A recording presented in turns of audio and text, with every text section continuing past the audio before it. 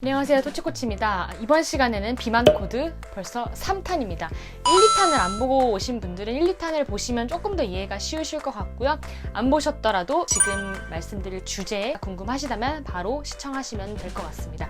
피가 되고 살이 되는 시간, 지금 바로 Let's get it! 이번 영상에서 말씀드릴 부분은 사회현상이 된 비만이라는 이제 주제입니다. 그래서 우리가 잘못 알고 있었던 그런 식습관, 오해들이나 아니면 어떻게 해서 지금까지 이렇게 비만이 계속적으로 증가할 수밖에 없는지 그 부분에 대해서 설명드릴 건데요. 첫 번째로는 우리가 아침 식사 꼭 먹어야 돼. 절대 건너뛰면 안 되는 중요한 식사다, 이렇게 많이들 알고 계시는데요. 아침밥을 먹는 것은 비만 방지에 별 효과가 없다는 연구가 사실은 많습니다. 우리는 하루를 시작하려면 시동을 걸어야 한다고 생각하지만 사실 우리가 생각하는 것보다 인체는 알아서 그런 준비를 마치게 되는 부분이죠. 많은 사람들이 아침에는 배가 고프지 않아, 근데 먹어야 돼, 이렇게 많이 느끼시는데 자연스럽게 아침에 일어나게 되면은 코르티솔이나 아드레날린이 분비되게 되면서 교감신경을 자극하면서 이제 일해야지 라는 신호를 뿜게 됩니다. 뭔가를 먹어야 될 태세보다는 뭔가를 활동해야 되는 태세를 갖추는 게 사실은 아침이죠. 그래서 이제 아침밥을 든든하게 먹으면은 나머지 하루 동안에 먹는 음식의 양이 좀 줄어든다라고도 알려져 있지만, 사실 많은 연구를 보게 되면은 아침 식사로 인해서 섭취한 열량과 점심 저녁과는 일정하지 않다라고 많이 나오게 됩니다. 제 생각에는 저도 아침에 이제 음식이 잘 넘어가는 타입은 아닌데, 전 1시간 정도 있으면은 꼬르륵 시계가 작동하더라고요. 그래서 음식을 넣어줘 라고 얘기를 하는 부분도 있고, 실제로 아침에 안 먹으면은 점심 저녁에 보상이 좀 더 생기는 부분이 있어요. 아침에 안 먹었으니까 좀 더 챙겨 먹어야지, 이런 나만의 틀에서 보상 기전이 생기는 부분은 있을 수 있다고 생각을 해요. 그러면 이 아침 식사가 이렇게 그럼 중요하게 설명이 됐냐라고 했을 때는 대형식품 업체들의 마케팅 때문이다, 이렇게 말을 합니다. 고도로 가공된 아침 식사용 제품이 굉장히 이윤을 많이 낼 수 있기 때문에요. 예를 들어서 뭐가 있어요? 대표적으로 시리얼, 베이글, 토스트, 이런 것들이죠. 아침 식사에 대해서는 여러분들이 그냥 여러분들한테 질문을 던져보면 됩니다. 무조건 그렇다 먹지만은 아니에요. 배가 고프세요? 그럼 먹으세요. 안 고프세요? 안 먹으세요 라고 이제 제시를 하고 있고, 배가 고파서 먹더라도 토스트나 오렌지 주스, 시리얼 같이 단당류나 정제된 탄수화물은 빼고 드시는 거를 추천드립니다.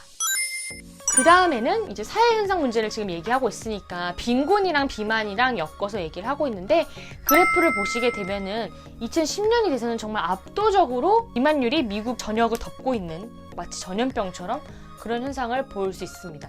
그런데 여기서 의문이, 가난한 사람들이 더 비만이 됐다라는 거예요. 그래서 왜 그럴까 봤을 때 이유는 계속 말씀드리고 있는 정제된 탄수화물이죠. 파스타 한 봉지도 0.9달러, 그리고 쉽게 먹을 수 있는 맥도날드나 아니면 값싼 피자 같은 거, 이런 것들이 다 정제된 탄수화물로 만든 거죠. 근데 정말 질 좋은 치즈라든지 양질의 단백질의 스테이크라든지 신선한 과일이나 채소, 이런 거가 사실 이런 것보다 훨씬 더 비싸요.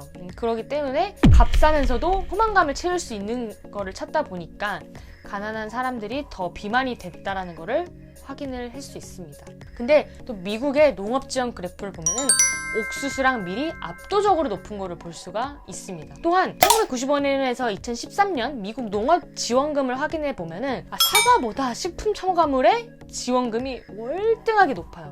30배 정도가 높다고 합니다. 근데 더 서글픈 사실이 뭐냐면, 과일과 채소 통틀어서 이 사과가 그나마 정부 지원금을 많이 받는 품목이라고 해요. 그러니까 얼마나 많이 이런 나쁜 첨가물에 지원금도 쏠리고 있다는 현실을 꼬집고 있습니다. 그러면서 문제가 되는 부분이 바로 이제 아동 비만이랑 연관이 되어 있죠. 거대아가 발생하는 위험 요소 여러 가지가 있지만, 사실은 엄마가 임신성 당뇨거나 엄마가 비만일 경우에는 아이까지도 영향을 미친다는 겁니다.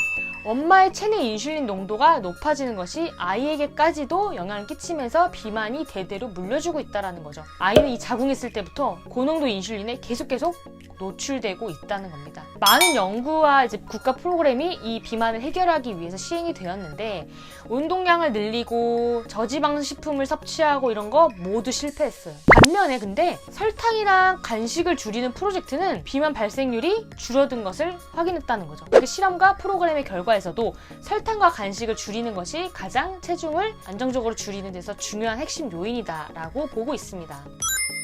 그래서 이번 파트에서는 미국을 꼬집어서 이제 얘기했지만 사실은 미국의 식생활이 우리나라도 굉장히 많이 유입이 된 것 같아요. 그래서 우리나라의 마케팅을 보더라도 아침에 시리얼 대용으로 뭐 0칼로리 뭐 이렇게 얘기하지만은 사실 속내를 들여다보면은 엄청나게 첨가물들이 많고 장을 줄였지만은 사실은 그 안은 가공식품이고 정제된 탄수화물이 그득그득한 걸로 아침 식사를 대체하는 경우가 많기 때문에 그런 것들이 사실은 정말 식품업체의 마케팅일 수 있다는 걸 우리도 다시 한번 인지해보는 시간이 되면 좋을 것 같아요. 이렇게 해서 이제 사회 현상 문제에 대해서 이번 시간에는 알아봤고요. 다음 마지막에서는 우리들의 잘못된 식생활 무엇인지 그리고 그에 대한 해결책까지 알아보는 가장 중요한 시간 가져보도록 하겠습니다. 빠이용!